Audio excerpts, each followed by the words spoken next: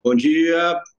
Essa é uma atividade da Associação Médica de Goiás, com a Faculdade de Medicina da UFG, e com a CEREM Goiás, onde é médica, com o intuito da educação médica continuada para médicos goianos e brasileiros, e até estrangeiros que possam contactar essa condição online, pelo Facebook e através do Zoom. E um momento posterior, arquivado aí no YouTube da Associação Médica de Goiás, um arquivo de grande importância, né?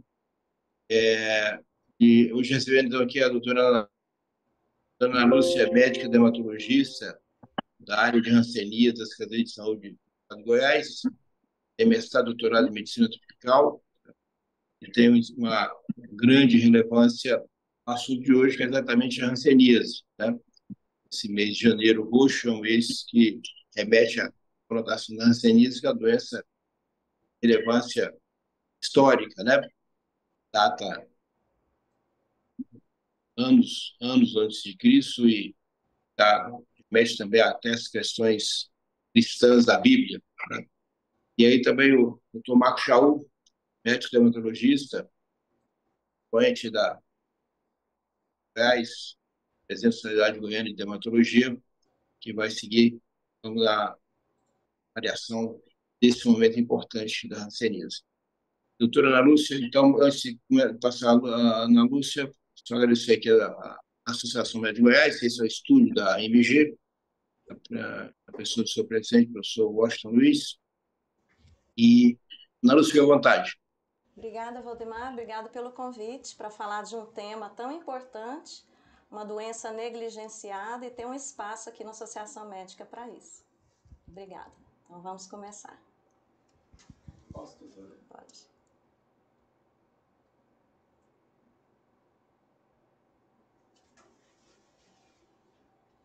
Fazer um negócio aqui.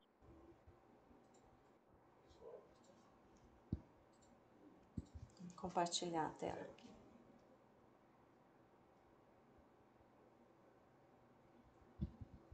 Tudo seu, doutora. Bom, inicialmente, queria contar um pouquinho da história do Janeiro Roxo. Então, como o Dr. Valdemar já me apresentou, né? Eu também sou professora da universidade e chefio o ambulatório de hanseníase do HC.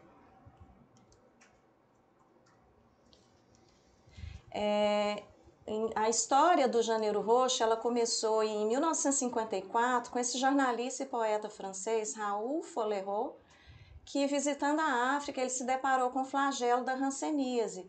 Os doentes, né, isolados e sem tratamento, deixados para ser consumidos pela doença. Então, sensibilizado com isso, ele determinou que o último domingo de janeiro seria destinado à discussão, né, sobre essa temática da hanseníase. Os objetivos desse Janeiro Roxo seria de defender a igualdade de tratamento para os afetados pela doença, reeducar o público sobre a hanseníase e corrigir os equívocos históricos em torno da doença. Em 2016, o Ministério da Saúde adotou essa ideia e iniciou com a campanha Janeiro Roxo, que visava essa prevenção e conscientização a respeito da doença. Esse artigo, que foi publicado no Lancet em 2001, por duas brasileiras, né, mostrava esse temor da doença, né, era uma doença considerada a mais antiga e a mais temida, exatamente por esse potencial de provocar essas incapacidades físicas que são decorrentes de um diagnóstico tardio, né, um tratamento não adequado. Então as pessoas começavam a ter essas deformidades físicas e isso que gera o estigma da doença. Então, como o Dr. Valdemar falou, né, esses relatos bíblicos a gente tem tanto no Antigo Testamento quanto do Novo Testamento várias passagens a respeito da hanseníase, mas muitas descrições bíblicas não se remetem à hanseníase, então se tratavam de outras doenças. E a hanseníase ela era considerada uma maldição, uma praga, um castigo divino. Os doentes eram considerados imundos Então, com isso, esse preconceito foi perpetuando. Até então, se pensava que a hanseníase era uma doença genética, mas o norueguês, o Amauer Hansen, ele era um bacteriologista e um dermatologista, ele identificou o bacilo. Então, a partir daí, considerou a hanseníase como uma doença transmissível. O isolamento compulsório foi uma política adotada, né, e recebia o apoio da população, aqui mostrando o governo de Getúlio Vargas, né, em 1935, os doentes eram denunciados pela própria família e a polícia sanitária levava para o isolamento compulsório. E esses indivíduos doentes eram levados para os leprosários e com isso as crianças, os filhos desses indivíduos eram separados dos pais e nunca mais teriam contatos com os pais. Então teve essa praga, né, da hanseníase, inclusive retratada nesse livro de uma jornalista, Manuela Castro, denominado A Praga, o Holocausto da Hanseníase, onde mostra todas essas passagens dos leprosários, dos isolamentos dos pacientes, de tudo que eles passaram, inclusive com um retrato aí de um vagão de trem escrito moléstias contagiosas, onde os pacientes eram transportados. Para tentar diminuir esse estigma, em 1995, uma lei determinou a mudança da terminologia lepra para hanseníase, nessa tentativa de minimizar o preconceito sobre os pacientes. Mostrando aqui os números, né, sobre a hanseníase, o Brasil é o segundo país em número de casos, só fica atrás da Índia, e eu coloquei esses dois dados aí de 2019 e de 2022 para mostrar o impacto que a pandemia teve na notificação de casos no mundo todo. Em Goiás, nós tivemos uma redução de cerca de 35,5% de notificação dos casos. Não porque a hanseníase diminuiu o número de casos na realidade, mas que as políticas públicas foram voltadas para o atendimento do paciente com Covid e o isolamento social também foi um motivo, e com isso o diagnóstico foi retardado. E a gente pode perceber que uma porcentagem grande dos casos, praticamente 10% aí notificados em 2022, são de pacientes com grau de incapacidade física 2, ou seja, um diagnóstico tardio, já com deformidades físicas instaladas. Então, a hanseníase, em primeiro lugar, eu destaquei que é uma doença curável, que existe muita dúvida a respeito disso, né, de profissionais médicos, inclusive, e da população geral. Então, ela é curável, ela é uma doença infecto-contagiosa de caráter crônico, e a imunologia do indivíduo é que vai determinar a forma clínica que ele vai desenvolver. Ela é geneticamente determinada, tanto a sua resistência natural à doença, quanto à forma clínica, quanto ao desenvolvimento de reações hansênicas. Ela pode ter manifestações sistêmicas, dependendo da forma clínica, e por ter esse acometimento neurológico importante, com potencial de provocar incapacidades físicas, leva ao estigma da doença.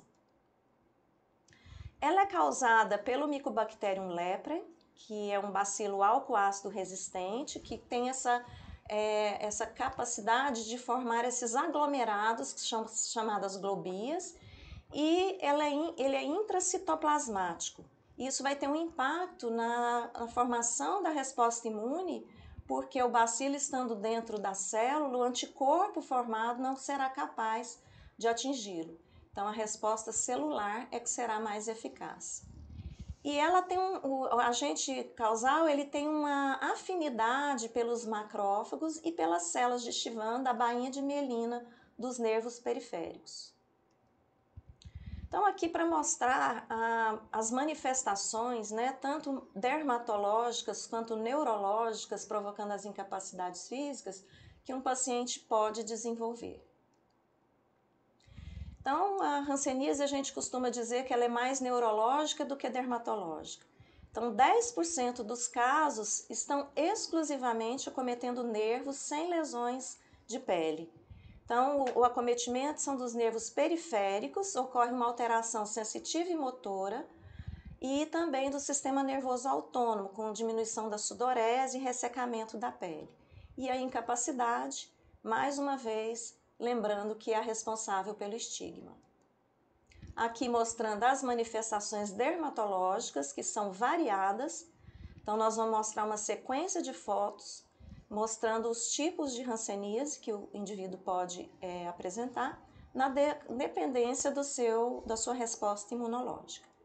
Então, aqui, desde dessas manchas discretas, mais claras do que a pele, que são denominadas hipocrômicas, com alteração da sensibilidade, ou apenas uma diminuição dessa sensibilidade térmica, tátil e ou dolorosa. Pode ter também rarefação de pelos e redução da sudorese local.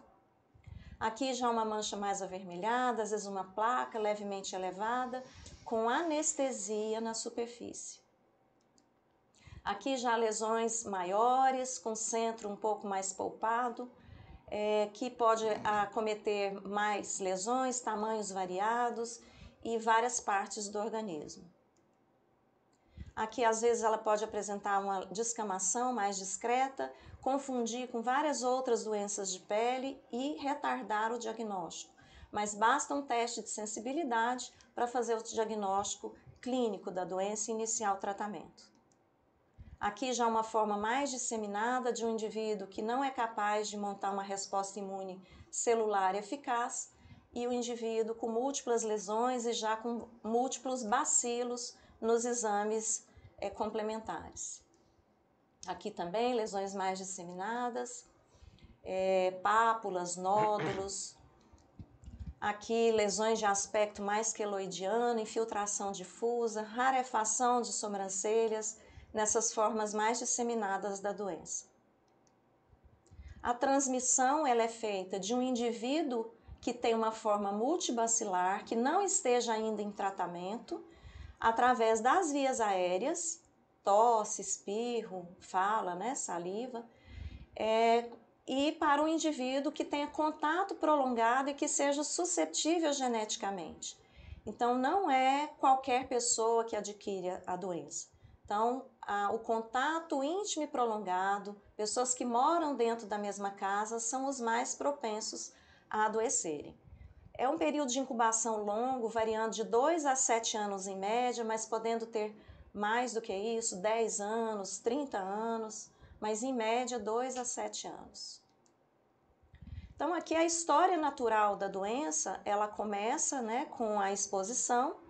A grande maioria, cerca de 95% dos indivíduos que entram em contato não vão adoecer, porque tem uma resistência natural. Os que adoecem iniciam com a forma indeterminada, que é essa mancha clara, com a diminuição da sensibilidade. Muitos podem ter cura espontânea ou evoluírem para as formas clínicas. O lado esquerdo da tela mostra o polo tuberculoide da doença, que tem uma resposta celular eficaz com a formação de granulomas e que a gente não consegue encontrar bacilos pela baciloscopia e nem na biópsia. E as lesões são mais localizadas, até 5 lesões de pele.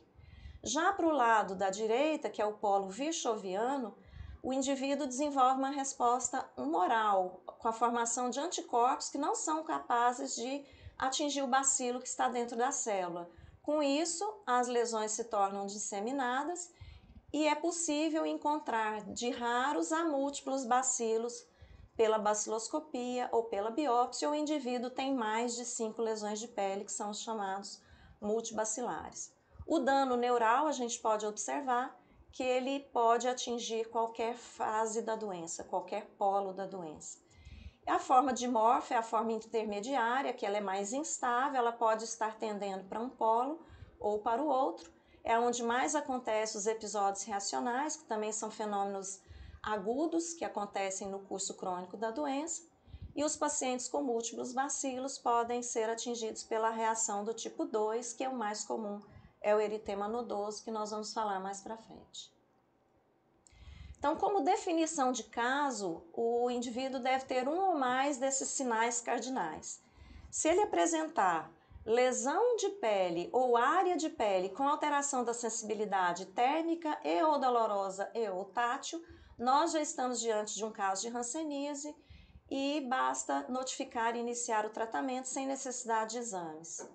Quando eu detecto um espessamento de um nervo periférico associado a alterações sensitivas e ou motoras e ou autonômicas, eu também já estou diante de um caso de hanseníase, eu posso notificar e iniciar o tratamento. E quando eu tenho a presença de bacilos pela baciloscopia do esfregaço intradérmico ou pela biópsia de pele, eu estou diante de um caso de hanseníase multibacilar. Lembrando que a baciloscopia negativa não exclui a doença, porque o polo paucibacilar, os exames são negativos. Aqui, para mostrar a classificação, eu coloquei dois tipos de classificação, que é a classificação de Madrid, onde mostra a classificação de forma indeterminada, que é a mácula hipocrômica discreta, a forma tuberculoide, que é a forma que tem essas máculas eritematosas, que são poucas lesões, até 5 lesões. Essas duas fazem parte da classificação operacional paucibacilar. E a classificação de Morfa e a classificação vichoviana, que fazem parte do grupo da classificação operacional multibacilar. Então, tem mais de 5 lesões de pele, ou tem baciloscopia positiva, ou lesões disseminadas. Então, o principal exame que nós temos para o diagnóstico da hanseníase, como eu disse, ser um diagnóstico clínico, é a pesquisa da sensibilidade. A sensibilidade térmica pode ser testada com tubos de ensaio com água fria e água morna, ou com algodão com álcool, ou com água fria e água morna ou natural. A sensibilidade tátil, que pode ser testada com chumaço de algodão ou com estesiômetro. E a sensibilidade dolorosa, que é testada com a ponta da agulha, para o paciente diferenciar se está tocando a ponta ou o fundo, o pé da agulha. Aqui a palpação dos nervos periféricos, então a gente observa o auricular magno, o nervo radial, que é atrás da inserção do deltoide, o nervo ulnar, na proeminência aí, na goteira epitrocleana, e o nervo mediano, que não é possível palpar, mas às vezes o paciente refere um choque quando tem essa palpação do espessamento do nervo mediano. Nos membros inferiores, o nervo fibular, que é palpado atrás da cabeça da fíbula, uns 2 centímetros abaixo e para trás, e o tibial posterior atrás do maléolo medial. O segundo exame importante seria a baciloscopia do raspado dérmico. Hoje a gente não fala mais da linfa, né? A gente quer celularidade no exame. Ele é coletado em 4 sítios e o resultado é dado em índice baciloscópico através da média dos 4 sítios coletados. Então, esse raspado intradérmico é realizado no lóbulo de orelha direita e esquerda e cotovelo direito e esquerdo, ou lesão, se o paciente tiver lesão de pele. Lembrando que essas são as áreas de preferência da coleta, pela preferência do bacilo por áreas frias. E a gente deve colocar na hipótese diagnóstica que se trata de um caso suspeito de hanseníase.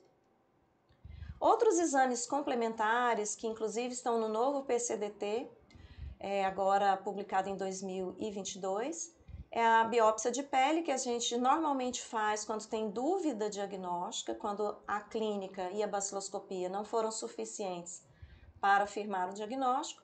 A eletroneuromiografia de membros superiores e inferiores, na busca de uma neuropatia, principalmente nos casos de hanseníase forma neural pura ou neural primária. A ultrassonografia de nervos periféricos, que pode ser muito eficaz para diagnóstico precoce, inclusive de neurites, que é uma causa muito frequente de dano neural e incapacidade física. O teste rápido para os contatos intradomiciliares saudáveis, vou falar mais para frente desse teste, que foi desenvolvido na UFG. E o teste de biologia molecular, né, na investigação daqueles contatos que não se chega a uma confirmação se estão ou não doentes. Lembrando que é uma doença de notificação compulsória, essa ficha de notificação deve ser preenchida, completamente preenchida e corretamente preenchida. Nós, na vigilância sanitária, nos deparamos com vários erros de preenchimento das fichas e incompletude de dados. Isso dificulta, numa suspeita de recidiva, saber se o paciente foi corretamente tratado. Os contatos do paciente que está sendo notificado devem ser todos eles examinados de corpo inteiro e posteriormente tomar a conduta adequada. Então, nós consideramos contatos intradomiciliares aqueles indivíduos que moram ou que moraram nos últimos 5 anos no mesmo domicílio, sejam eles parentes ou não do paciente índice. Também falamos hoje em contatos sociais, que são aquelas pessoas que convivem mais próximo com o indivíduo doente, algum amigo mais próximo, colega de trabalho, colega de escola ou de faculdade. Então, esses podem também ser convidados ao exame, mas eles não vão para a ficha de notificação, mas vão para o prontuário do paciente. Lembrando que tanto os pacientes paucibacilares quanto os multibacilares devem ter seus contatos examinados, né, antes de tomar a conduta de indicar ou não a vacinação. Então, o exame desse contato deve ser feito de corpo inteiro. No caso do contato apresentar lesões suspeitas, deve-se prosseguir a investigação para fechar ou não o diagnóstico da doença. E na ausência de lesões suspeitas, deve ser avaliada a cicatriz vacinal no braço direito, e na presença de uma cicatriz ou quando a cicatriz está duvidosa ou não tem a cicatriz no braço, a gente indica uma dose da vacina BCG. No caso do indivíduo que já tem 2 doses da vacina, não deve ser vacinado. Pacientes com menores de 1 ano de idade que já foram vacinados, não se deve revacinar.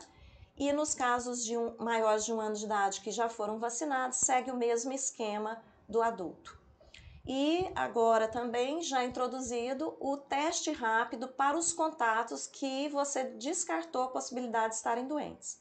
Então, esse teste foi desenvolvido na Universidade Federal de Goiás, no IPTESP, e hoje já está disponível para o Brasil todo. Goiás foi pioneiro na administração desses testes, e ele é um teste para prognóstico dos contatos. Então, fazendo o teste no contato saudável, que eu já descartei a doença, se o teste for positivo, se aparecer essas 2 linhas, essas 2 bandas vermelhas no cassete, após essa administração do sangue e do reagente, se ele for positivo, ele vai me indicar que esse contato deve ser reavaliado 1 vez por ano, tanto do exame físico quanto do teste rápido novamente, porque ele tem uma chance 27 vezes maior de desenvolver a doença ao longo do tempo. Quando o teste rápido dá negativo, eu vou apenas orientar esse contato, que ele não apresenta um risco aumentado, eu vou orientar quanto aos sinais e sintomas da doença, que caso apareça, ele deve retornar à unidade básica de saúde para ser reavaliado. O tratamento da hanseníase, por muito tempo, não se conhecia o tratamento e foi feito aquele isolamento compulsório que eu mostrei no histórico.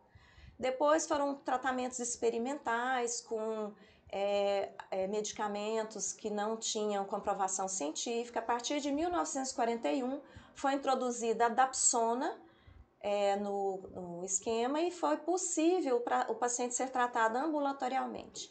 Mas esse tratamento deveria ser feito por toda a vida ou até negativação da baciloscopia. E posteriormente, mais ou menos em 1985, que iniciou-se a poliquimioterapia, que é essa que a gente traz até hoje. Teve algumas mudanças, né, em relação ao paucibacilar, que tratava com menos drogas, mas atualmente todos os pacientes tratam com essa poliquimioterapia única, que consiste na administração de rifampicina, clofazimina e dapsona. A rifampicina é dada apenas na dose mensal supervisionada, com 2 cápsulas de 300 miligramas, a clofazimina na dose supervisionada 3 cápsulas de 100 miligramas e a dapsona 1 cápsula de 100 miligramas. O paciente toma essa dose na frente do profissional de saúde no posto e leva a segunda parte da cartela para casa e vai iniciar no segundo dia uma dapsona de 100 miligramas e uma clofazimina de 50. A cartela dá para 28 dias, ele deve retornar, ele fica agendado para retornar. O Pulse bacilar deve receber 6 cartelas para receber alta por cura e essas 6 cartelas têm uma tolerância de até 9 meses para serem concluídas. O paciente multibacilar, ele deve receber 12 cartelas com uma tolerância de até 18 meses para serem concluídas. Lembrando aqui que não existe isolamento para o paciente de hanseníase, ele não precisa separar nada de ninguém, pode se alimentar de tudo, a única contraindicação seria a bebida alcoólica. E ele deve ser orientado quanto aos efeitos colaterais que a medicação pode provocar e os efeitos que são de alerta para alguma complicação maior, no caso de icterícia, metemoglobinemia com arroxeamento, cianose de extremidades e dos lábios, e a icterícia no caso da anemia hemolítica e da hepatotoxicidade. Essa é a cartela infantil, que tem uma redução das doses, tanto da clofazimina quanto da dapsona e da rifampicina. E os pacientes que têm abaixo de 30 quilos, eles devem seguir uma dose de acordo com o peso que está marcado em azul. O critério de alta é apenas a conclusão do tratamento. O paciente não precisa ter negativada a baciloscopia, ela demora a ser negativada, ela dá positivo, inclusive na presença dos bacilos mortos. Então, ela demora 1 ano para diminuir meio a 1 ponto no índice baciloscópico, então isso não deve ser um critério de alta. As lesões podem ainda estar presentes, então também não é um critério de alta. Então, o único critério para os Pulse bacilares é terem concluído as 6 doses do esquema proposto em até 9 meses. E os multibacilares terem concluído as 12 doses em até 18 meses. Alguns episódios podem acontecer que podem aparecer antes do início do tratamento, durante o curso do tratamento, que é o mais comum, ou após o tratamento concluído, até uns 5 anos após a alta, que são esses episódios reacionais. Eles acontecem em 30 a 50% dos doentes e podem ser classificadas em reação tipo 1, quando ocorre a exacerbação das lesões pré-existentes, elas ficam mais elevadas, mais avermelhadas, ou surgem novas lesões de forma mais súbita. Então, essas reações do tipo 1, aqui novamente um outro exemplo, com essa exacerbação, isso assusta o paciente. Então, ele é uma urgência de tratamento porque pode levar a uma deformidade também. O tratamento desta reação tipo 1 é o uso de corticosteroides sistêmicos em doses imunossupressoras, variando de 1 a 1,5 mg por quilo de peso por dia, com uma regressão gradual de 10 mg a cada 15 dias.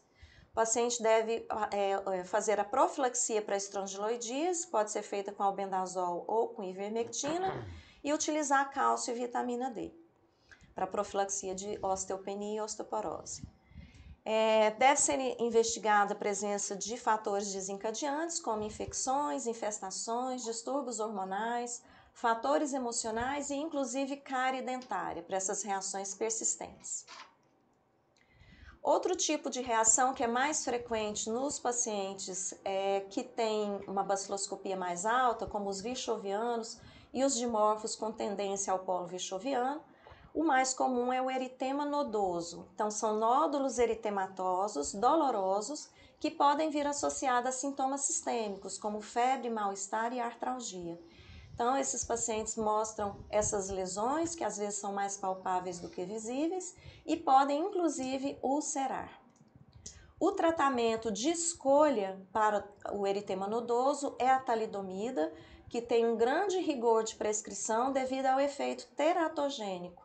Então, a própria caixa do medicamento mostra esse efeito mais temido, que é a amelia ou focomelia, que é o encurtamento ou ausência dos membros.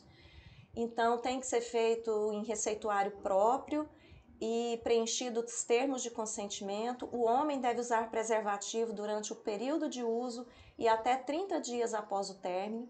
E a mulher também deve usar 2 métodos contraceptivos, sendo um de barreira.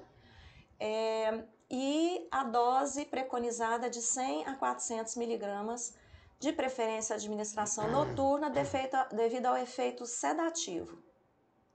No novo PCDT, traz como alternativo para mulher em idade fértil, né, com esse risco de engravidar, como primeira escolha a pentoxifilina, de 400 miligramas de 8 em 8 horas, ou a prednisona de 1 a 1,5 miligrama por quilo dia, da mesma forma do esquema da reação tipo 1.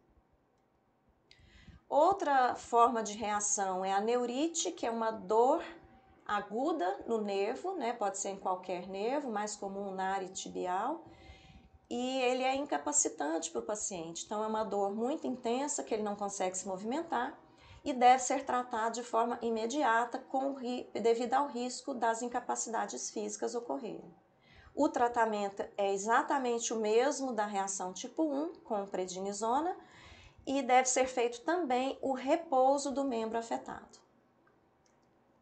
Aqui para mostrar um paciente com uma forma virchoviana, com bastante infiltração da pele, alargamento nasal, e com 12 meses de tratamento, uma resposta tão maravilhosa, né, tão satisfatória para o paciente e para o profissional assistente.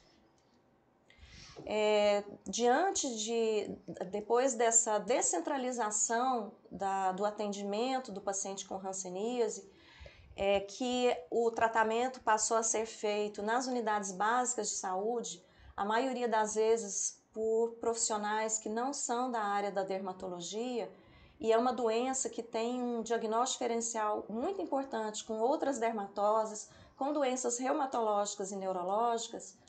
Nós vimos a necessidade de promover uma capacitação para os profissionais do interior e da capital em relação à hanseníase, para promover esse enfrentamento. Foi um projeto em parceria da Universidade com o Estado de Goiás e com o Ministério da Saúde, que iniciou em 2020, e devido à pandemia nós tivemos que prolongar, a princípio até 2023, mas será até maio de 2024. Então, a gente continua nesse projeto.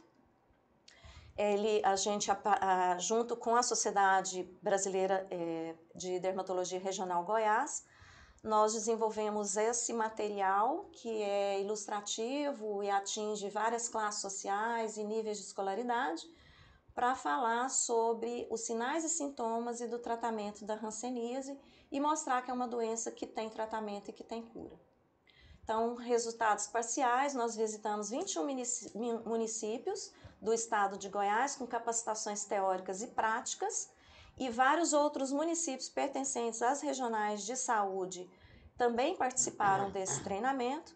Até o momento foram 338 médicos treinados, 435 enfermeiros e 91 fisioterapeutas para promoção da avaliação neurológica simplificada. O problema que nós temos enfrentados é a alta rotatividade de profissionais. Então, a gente treina o profissional e talvez 3 meses após não são os mesmos profissionais que estão ali para o atendimento, e novos profissionais precisam de tratamento e não temos recursos suficientes para promover essas capacitações. Então, a solução que nós encontramos até o momento foi a promoção de uma videoaula com teste pré-tratamento, pré-aula e pós-aula, pós-treinamento, mas que será apenas virtual. Então, nós mostramos aqui a importância do diagnóstico precoce com a prevenção das incapacidades físicas. Então, quanto mais precoce o diagnóstico e o início do tratamento, menos incapacidades físicas nós teremos. E lembrando que é uma doença que é mais prevalente no adulto jovem, que está em plena atividade laborativa, e que uma incapacidade física é um prejuízo familiar para o Estado, né, para o governo, que prevê vários benefícios, aí inclusive de afastamento de trabalho e aposentadoria. Então, tudo que a gente não quer é que o paciente chegue a esse estágio, né? Com deformidades em mãos, com queimaduras, porque não tem sensibilidade nessa região, pé caído, né? Deformidades físicas, absorção de falanges por osteomielite. Pacientes com cegueira, né? Que é uma importante causa de cegueira, por conta do dano neural. Falando um pouquinho das recidivas, né? Elas são raras, as recidivas elas são menores do que 1%. Elas acontecem apenas, né? A gente vai pensar em recidiva quando tem mais de 5 anos após a alta por cura, quando o indivíduo não responde aos tratamentos antirreacionais, que é o mais comum que ocorre no pós-tratamento, são as reações que são confundidas com recidivas. As lesões de recidiva são novas e de surgimento lento e progressivo, e não como a reação, que é um surgimento abrupto. Então, em trabalhos, né, nós tivemos trabalhos de residentes de TCCs realizados na UFG recentemente, que mostrou que 53% das recidivas registradas no estado de Goiás não se tratavam de recidivas, não se enquadravam nos critérios de recidiva. Então, isso é muito grave, iniciar um tratamento hepatotóxico, né, com tantos efeitos colaterais em um paciente, sem estar habilitado a fazer esse diagnóstico. Outro estudo que nós temos feito é a resistência antimicrobiana, tem baixas taxas dessas resistências, os aumentos de casos vêm acontecendo a nível de Brasil também. As causas dessas resistências são de tratamentos inadequados, pacientes que abandonam esse tratamento, e o HDT e o HC têm feito essa investigação, a coleta de material para envio para o hospital de referência no Instituto Lauro de Souza Lima, com a pesquisa dos genes, né, de resistência da rifampicina, dapsona e ofloxacino, que é uma droga de segunda linha.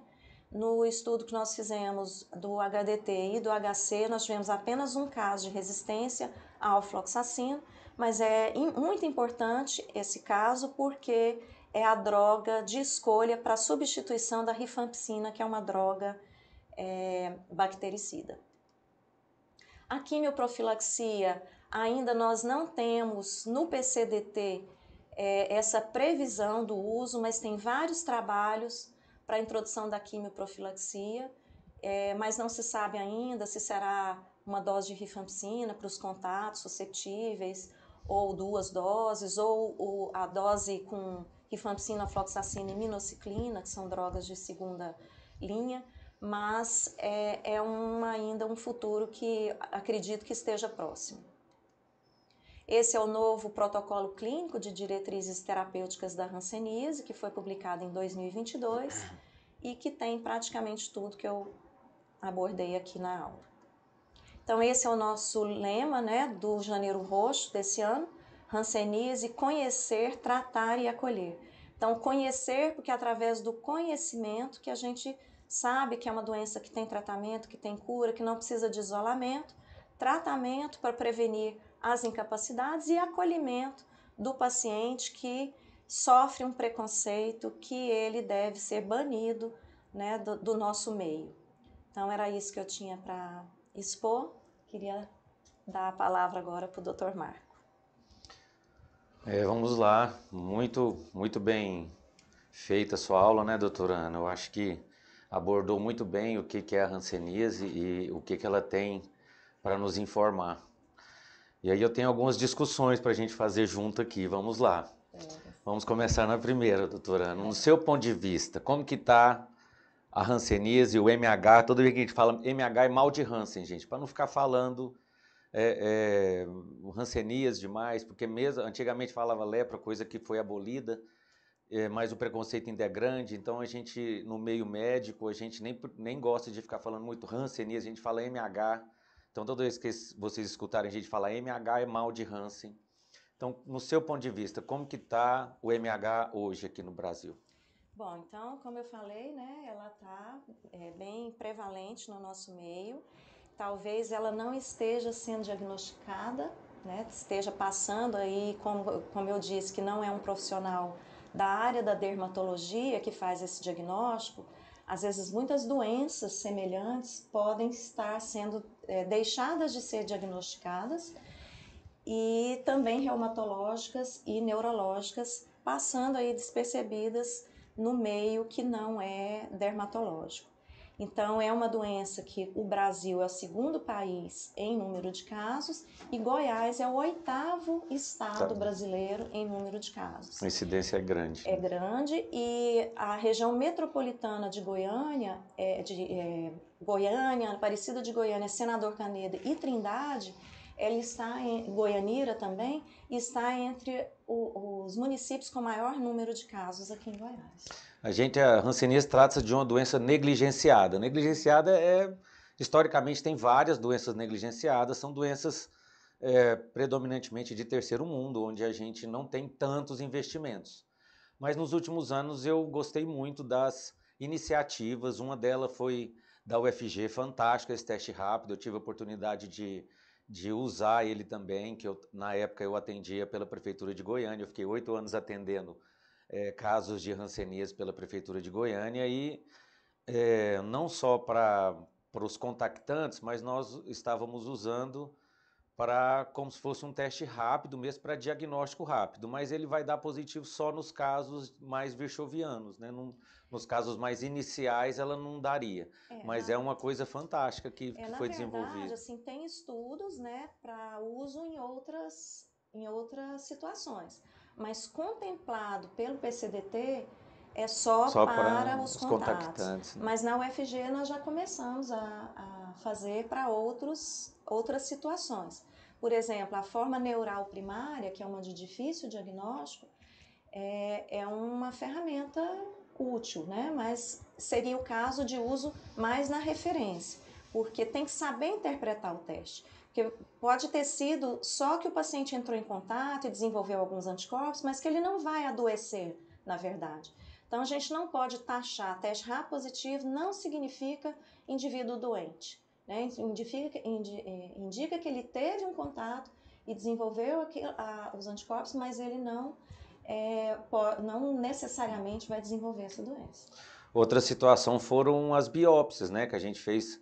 Eu fiz lá no posto de saúde onde eu atendia várias biópsias de pacientes com uma forma mais avançada, forma virchoviana, onde a gente fazia essa biópsia e mandava para o estudo, né, para ver as resistências bacterianas, para ver se estava existindo algum tipo de resistência bacteriana. Aí você me passou uma notícia boa, que teve pouca, né? Pouca, até o momento, porque a gente só analisou HC e HDT.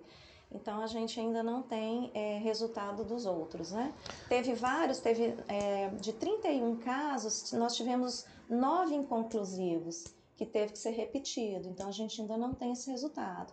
Mas, em termos de Brasil, já tem 50% de casos de resistência à ofloxacina, que é a droga de segunda linha do tratamento. Então, é uma droga alternativa. O paciente que não pode usar dapsona, não pode usar rifampicina, a droga alternativa seria ofloxacina e minoxiclina. E a minoxiclina ainda tem outro problema, está em falta também, né? Então, a gente tem essa dificuldade por questão de ser uma doença negligenciada, pouco incentivo em desenvolvimento de novas drogas. Então, a gente fica com pouco recurso, né? Pouco medicamento disponível para esse fim. Na prática, o que eu via diariamente lá era realmente uma demora no diagnóstico. Muitos pacientes, às vezes, passavam por 4, 5 e muitas vezes mais médicos até conseguir fazer esse diagnóstico, onde a doença ia progredindo, porque você passar 5, 6 médicos diferentes pelo SUS, isso é coisa que a gente está falando de anos. Então, demorava anos até fazer esse diagnóstico. Então, essa educação médica continuada é de extrema relevância e essa proposta que vocês fizeram junto com a Secretaria de Saúde, a UFG abraçando essa causa de orientação dos profissionais do básico lá da atenção primária é fundamental para o diagnóstico precoce, é fundamental, isso é fantástico.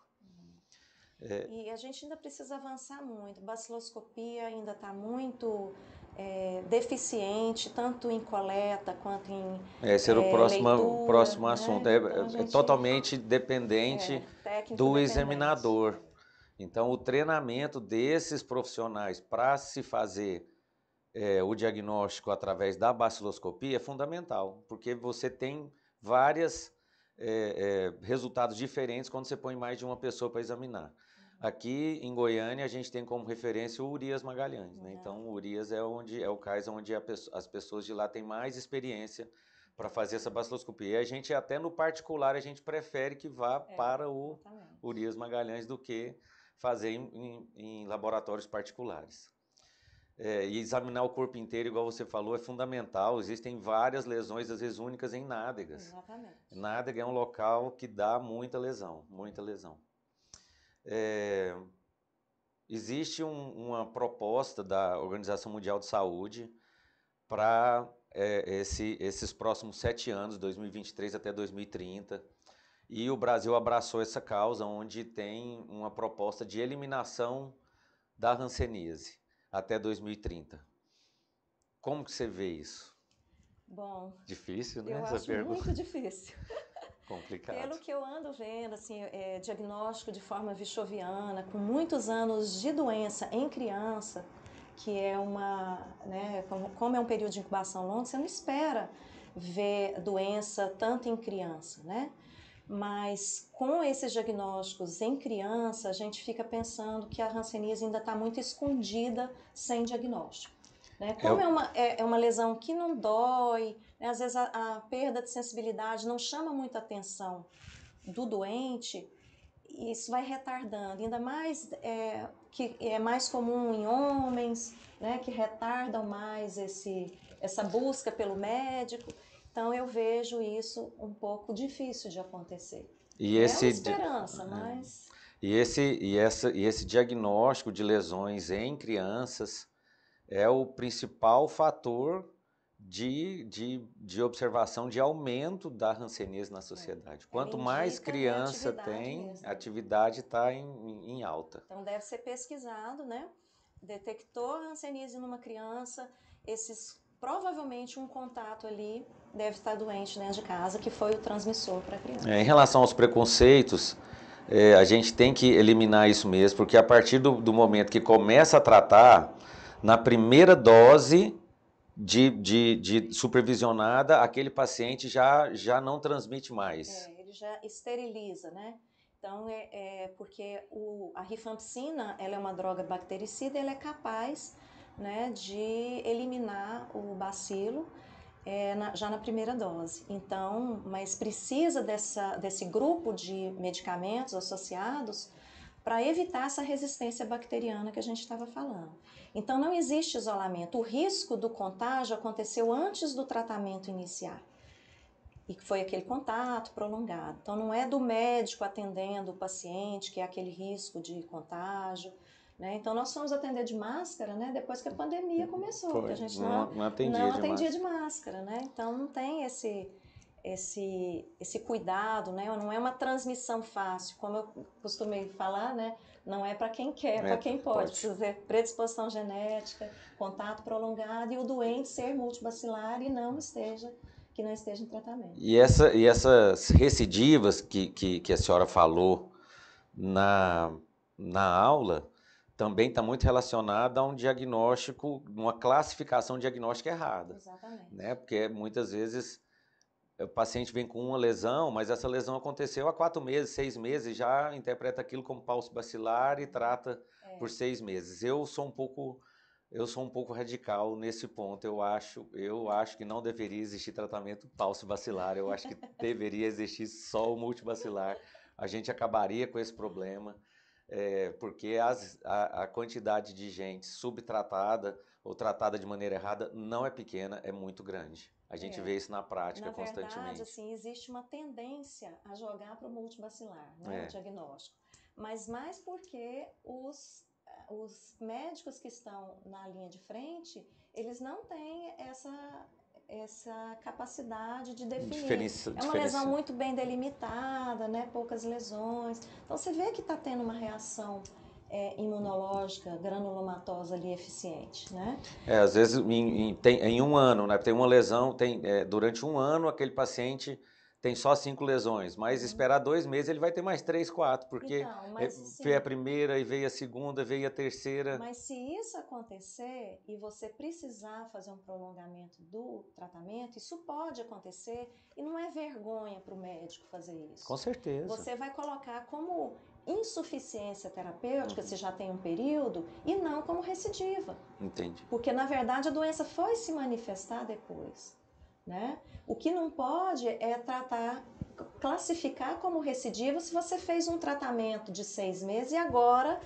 você está iniciando um tratamento de 12 meses porque a doença mostrou a cara, né? Então, é isso que você tem que fazer. Então, naquelas classificações que nós mostramos no estudo que nós fizemos, não esperou o tempo, né, de 5 anos, não pensou em reação, não tratou com medicação antirracional para ver se melhorava, porque isso aí já mostrava que era uma reação e não uma recidiva, ou se tratava de insuficiência terapêutica, fez um tratamento como Pulse e agora o Multi.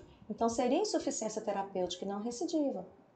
Ou abandonou o tratamento, você está reiniciando. Então é insuficiência terapêutica, teve um abandono das doses. Então seria um reinício do tratamento por insuficiência e não por recidiva. Então a recidiva mesmo é menor que 1%. É bem pequeno. Eu acho que a hanseníase ela é um espectro de apresentação muito grande. Então pode ter lesão de todo tipo.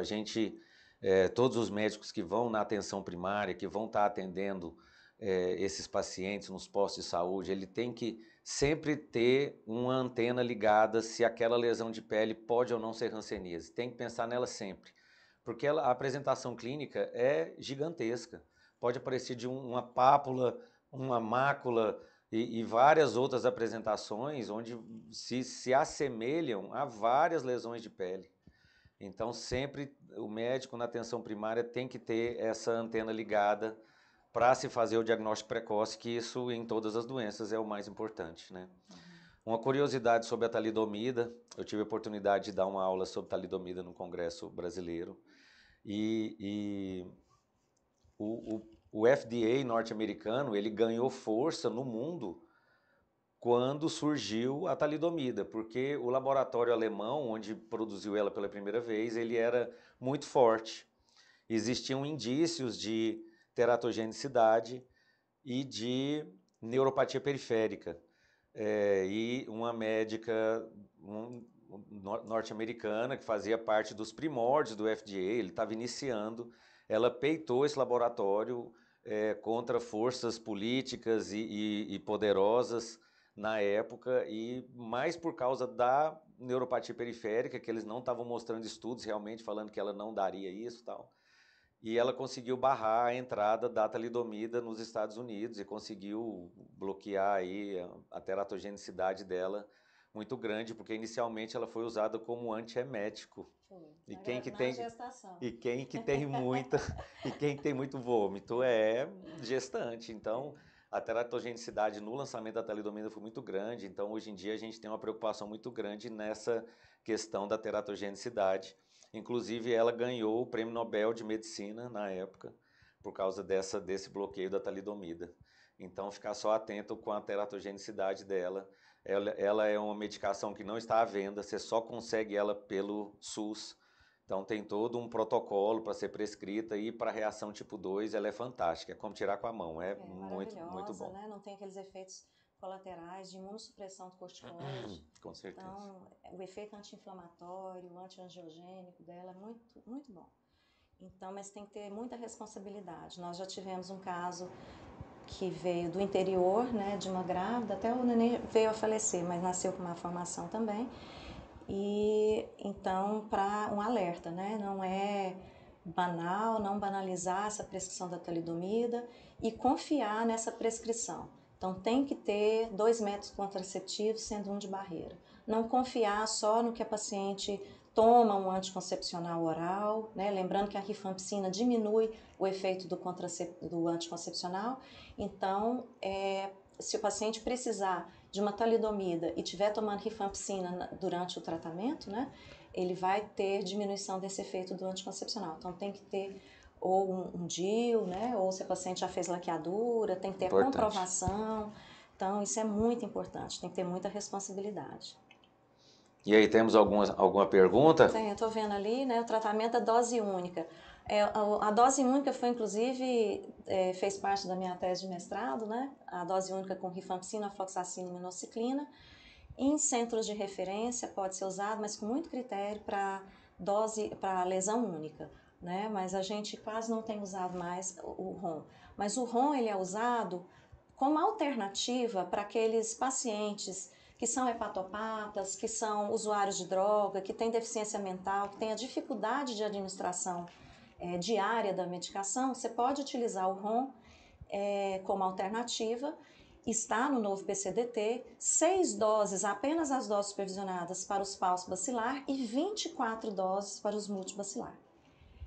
E a outra pergunta, se no critério de cura precisa fazer biópsia. Não, não tem necessidade de você solicitar nenhum exame para a alta do paciente, né? Porque baciloscopia, se era positiva no início, ainda vai estar positiva, vai demorar para negativar, e caindo na mão errada, ele vai olhar aquilo ali e vai falar, não tem bacilo, vou tratar de novo. E isso é comum acontecer. É comum, né? Então, muitas das hipóteses de recidiva que nós recebemos no ambulatório de referência do HC eram aqueles pacientes que o médico pedia uma baciloscopia no final, estava positivo e ele queria retratar. Então, não tem indicação nem de baciloscopia, nem de biópsia para o final do tratamento. O paciente deve ser orientado que essas lesões elas vão gradativamente desaparecendo e que a baciloscopia também vai gradativamente diminuindo. Tem uma pergunta que a professora me mandou por privado aqui. O acompanhamento segue ainda por 5 anos após o término de tratamento? Quando cai a titulação por mês?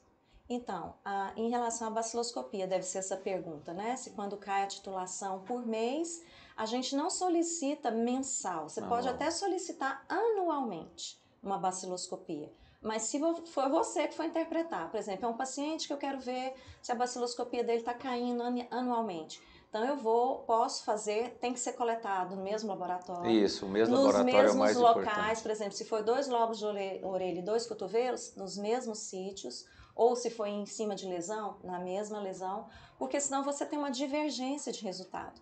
Porque pode ser que em cima da lesão você tinha um índice baciloscópico maior do que o cotovelo. Então você tem que saber onde está solicitando para você comparar esse resultado. Então, geralmente cai meio a 1 ponto por ano no índice baciloscópico. Então, a paciente aí com 5 cruzes na baciloscopia inicial, ele vai demorar, pode ser que demore até 5 anos para negativar essa baciloscopia. Né? Então, não tem que ter esse estresse, né, de achar o critério de alta, então, é a pauci bacilar tratada em até 9 meses. E não o são 9 doses, tá, gente? São 6 doses em até 9 meses. Às vezes pode falhar 1, 2 meses, Exatamente. mas completou em 9 meses. Às vezes viajou, internou, teve algum problema, um imprevisto, não pôde ir no posto de saúde, falhou algum período, ele tem uma tolerância de 3 meses no pauci bacilar e uma tolerância de 6 meses no multibacilar. É isso aí. Né? Certo, gente? Mais alguma pergunta aí? Ela só... A mesma pessoa, né? A Amanda Rezende. Disponibilizar? Então, vai ficar disponível no YouTube, né? A aula. A aula fica disponível no YouTube. Amanda vai ficar disponível no YouTube. No YouTube da AMG. Então... É isso, doutora. Valeu, muito obrigado. Obrigada, gente. Então, pensar na hanseníase, que ela está aí. Doutor Valdemar, alguma consideração? Não, achei interessante a sua colocação quanto à talidomida na obstetrícia, né? Porque as sequelas, mesmo inferiores, superiores, terminais, eram dramáticas, né? O laboratório realmente quebrou, década de 60. Foi. O laboratório que era muito rico quebrou por conta das ações do mundo inteiro, contrárias a esse laboratório que permitiu a venda. Inicialmente era uma empresa de uísque que comercializava, né? Também analisei isso. E colocado lá como se ela fosse inócua, né? Não tivesse problema nenhum. Má fé. Mas acabou que o mercado corrigiu e a justiça corrigiu de alguma forma e as gravadoras estão mais protegidas. E a outra, só uma pergunta à Ana, essas vilas que no passado eram feitas, Goiânia tinha uma vila, né, para esse fim de Colônia Santa Marta. Santa Marta, para reclusão, quando estudantes ainda se chamam por lá, era um local que cenário de prática da faculdade para visitas, né? O que foi feito dessas vilas? Ela ainda está lá, né? O Hospital de Dermatologia Sanitária funciona na antiga Colônia Santa Marta. Mas não como, assim, tem pessoas que ainda moram, né? Eles foram tão isolados na época que eles não sabem viver em outro local, não quiseram sair de lá, não tinha onde, não foram para outros locais e ainda vivem lá até hoje, mas não existe isolamento mais. Não existe como isolamento. A medida no sentido de acabar com essas vilas, porque não fazia nenhum sentido aquele tipo de reclusão, né? Eu queria, então, parabenizar a Ana Lúcia pela belíssima aula, né? De grande aprendizado, uma sequência lógica. Você tem, sem dúvida, o espírito pleno da docência, né? Foi da hepatogenia ao tratamento, às complicações, de maneira muito inteira. E essas lives têm ficado aí de maneira tanto para público médico, estudante de medicina, e também público não médico, de grande aprendizado para todos nós. Agradecer os comentários também do Marco Chaú, totalmente devido, até porque ele tem vivência também nessa dermatologista, tem vivência com a hanseníase, e então a gente acaba cumprindo o papel de chamar a atenção de situações importantes, tradicionais, que parecem antigas, mas que estão presentes aí no nosso meio e merecem toda a nossa consideração. Por isso, essas datas remetem a esse fim, né? E a gente cumpre o papel. Obrigado a todos vocês, um forte abraço e até a próxima. Bom domingo. Obrigado. Tchau. Tchau. Obrigado, Maurício.